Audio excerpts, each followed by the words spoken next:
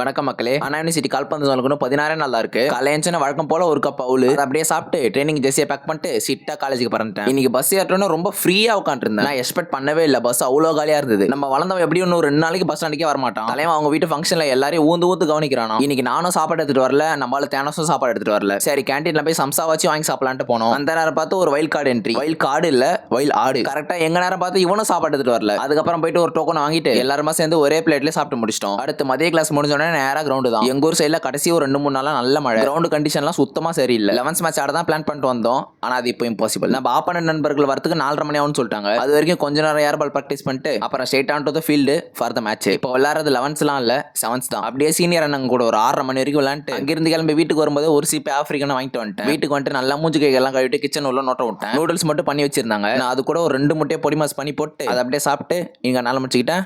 தொடர்பில் இருக்கவும்.